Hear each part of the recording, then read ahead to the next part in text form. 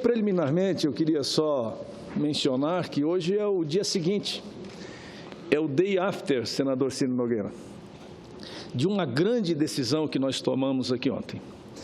E eu quero, preliminarmente, mencionar de que tomei a decisão, junto com a grande e ampla maioria dos senadores e senadoras que compõem esta Casa Legislativa, sobretudo constrangido, porque esse nunca foi o meu desejo, o meu objetivo, e nunca imaginei que fosse passar por um momento dramático como nós passamos ontem. Um momento em que fomos chamados a tomar uma decisão firme, forte, e que tem por objetivo estabelecer um novo rumo, um novo ritmo para o Brasil. Dizíamos nós que, infelizmente, a presidente afastada, ela não possuía mais as mínimas condições de governabilidade. Tinha perdido o apoio da sociedade, tinha perdido o apoio do Congresso Nacional, perdeu a confiança dos agentes econômicos, o que agravou e levou o Brasil a uma crise sem precedentes na sua história, a maior de todas as crises, e que, lamentavelmente, não tivemos outras alternativas, senão aquela decisão dramática para tentarmos agora, a partir de agora, escrever uma nova história, uma nova página, que seja de muito amor e muito compromisso com o Brasil, onde nós possamos agora estabelecer uma agenda mínima, esquecer as diferenças políticas partidárias, pensar no Brasil, pensar no seu crescimento, no seu desenvolvimento e, com isso, pensar em todos os brasileiros e todas as brasileiras. Esse é o meu desejo. Esse é o sonho da grande maioria ou da totalidade dos brasileiros e das brasileiras que nos assistem, porque não aprovam mais essa forma tradicional de fazer política. Nós precisamos mudar esse conceito, mudar a forma, mudar o sentido, buscar uma administração eficiente, de resultados, com metas e com objetivos definidos, sempre de acordo com os interesses da população brasileira. Então, uma administração moderna que possa privilegiar novos métodos, novos princípios, que possa eliminar o corporativismo, o clientelismo e que possa se transformar numa gestão eficiente é o grande compromisso e o grande objetivo de todos nós. Bem, dito isso, eu quero, senhor presidente, muito rapidamente dizer que nos últimos meses ocupei por diversas vezes esta tribuna para tratar de assuntos que julgo de fundamental importância para o Brasil e para o meu estado de Santa Catarina, mas que decididamente e definidamente muito me entristeceram. Referindo-me aos tempos em que estamos vivendo a pior crise econômica brasileira, protestei aqui contra juros absurdos e abusivos praticados no nosso país que inibe a nossa atividade econômica. Denunciei a má gestão, o excesso de gastos governamentais, a origem do gigantesco déficit fiscal, protestei contra o excesso da burocracia, da letargia dos agentes públicos, retardando soluções, prejudicando setores estratégicos da economia e desestimulando investimentos produtivos no nosso país. Enfim, busquei abordar os muitos problemas que precisam ser enfrentados e resolvidos pelo governo, a necessidade urgente de mudança, sob pena de não alcançarmos o progresso, o desenvolvimento que tanto almejamos para a nossa nação.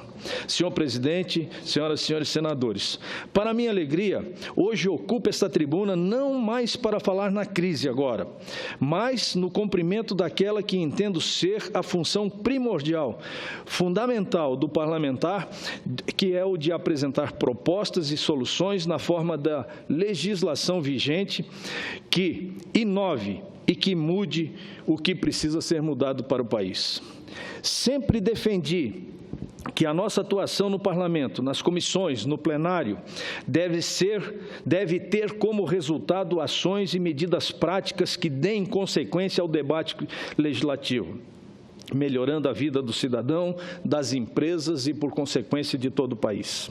No decorrer do ano de 2015, no âmbito da minha atuação como membro titular da Comissão de Agricultura e Reforma Agrária, tive a honra de ser designado relator dos procedimentos de avaliação de políticas públicas de defesa agropecuária desenvolvidas no Brasil.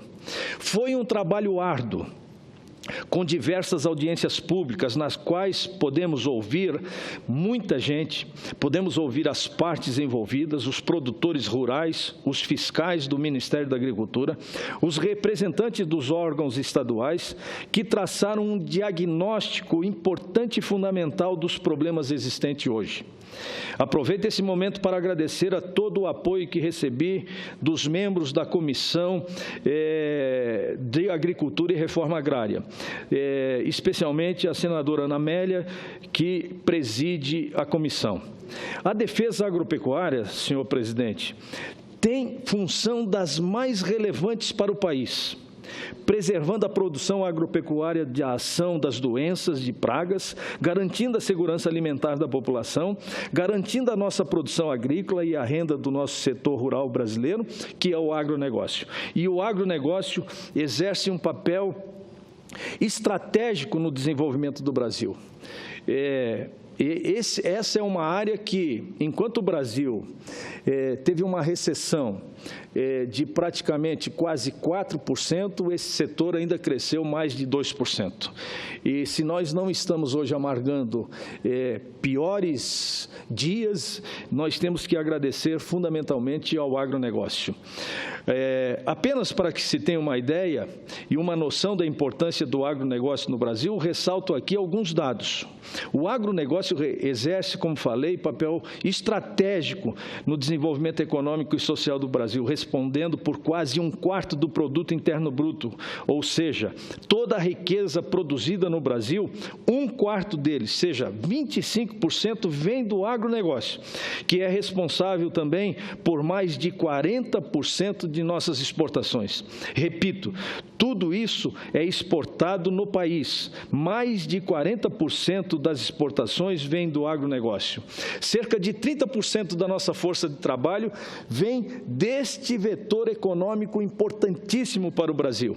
E o que é mais importante, enquanto a economia no ano passado decresceu, como eu já falei, menos 3,8%, ou seja, cresceu negativamente, o agronegócio, com todas as suas dificuldades enfrentadas, teve um crescimento ainda de quase 2%, para ser mais preciso, de 1,8%. No entanto, senhor presidente, o que resultou claro ao final de nossos trabalhos e a apresentação do relatório foi que o marco regulatório de defesa agropecuária se encontra defasada e que é urgente a necessidade de consolidação e racionalização de suas normas.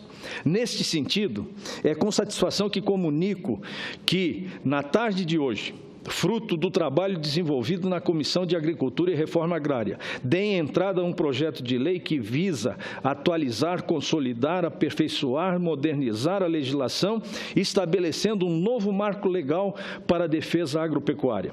Destaco aqui alguns pontos da proposta que julgo relevante.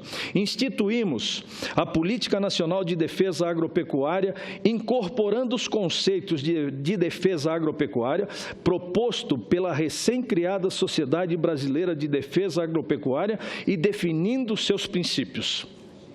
Inovamos ao propor que a defesa agropecuária, além da preocupação com a sanidade animal e vegetal, incorpore os cuidados com o meio ambiente também. Estabelecemos como princípio que a defesa agropecuária deve orientar-se pela preservação de prejuízos às economias locais e nacional, decorrente de danos à produção e de barreiras sanitárias internas e externas. Mantivemos o respeito aos compromissos internacionais firmados pelo Brasil junto à Organização Mundial de Saúde Animal e à Convenção Internacional de Proteção de Plantas.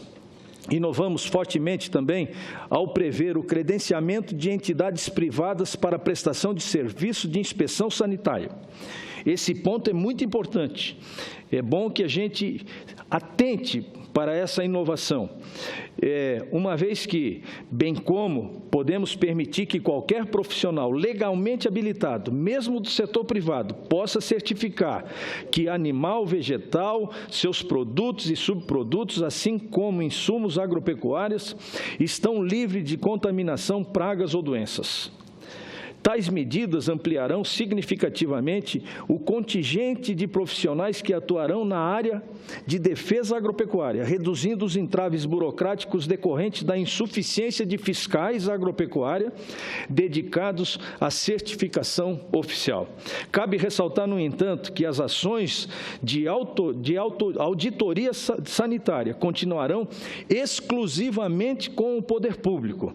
Quero ressaltar que as auditorias sanitárias, na minha proposta que estou apresentando, continuarão exclusivamente com o poder público. Tornamos obrigatória a alocação de recursos orçamentários federais para as ações de defesa agropecuária previstas nos planos operativos anuais e também para a realização de pesquisas científicas. Enfim, já estou concluindo, senhor presidente, só mais poucos minutos. Enfim, mais que a reforma da legislação, estamos modernizando a defesa agropecuária do país, reduzindo entraves, sem deixar de valorizar os profissionais dos serviços oficiais da defesa agropecuária. O sistema preconizado na Política Nacional de Defesa Agropecuária prevê o compartilhamento das responsabilidades com o setor privado, a maior racionalidade e flexibilidade quanto às formas de fiscalização e sanções também severas para aqueles que tentarem burlar o sistema. Creio que, com a aprovação do projeto, para o qual conto com o apoio de todos os colegas dessa casa, estaremos dando um significativo passo em direção ao futuro, à diminuição do custo Brasil, ao aumento da produtividade do agronegócio brasileiro. Esse é um projeto, senhor presidente, que eu reputo da mais alta importância para o setor agropecuário brasileiro, porque é notório hoje, e sobretudo nas audiências públicas das quais participamos, que, assim como o Brasil, que Vossa Excelência conhece bem, não anda na velocidade que precisa andar, não atinge os objetivos no tempo que precisa atingir, é um Brasil burocrático, é um Brasil que anda, mas anda devagar.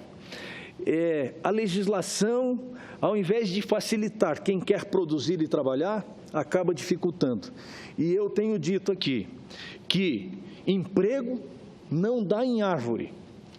Ou nós estimulamos a produção, criamos a segurança jurídica para que os empresários brasileiros possam voltar a investir e gerar empregos e oportunidades, ou então vamos agravando sistematicamente a crise econômica que estamos vivendo, onde já temos mais de 12 milhões de brasileiros e brasileiras desempregadas. Esse nunca foi o nosso objetivo.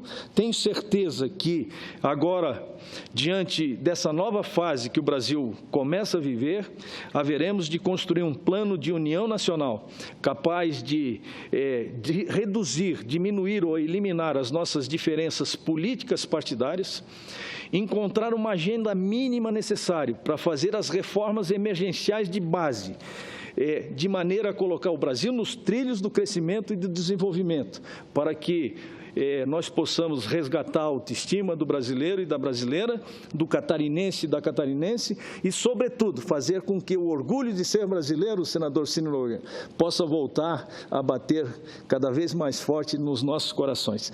Era isso. Muito obrigado pela atenção.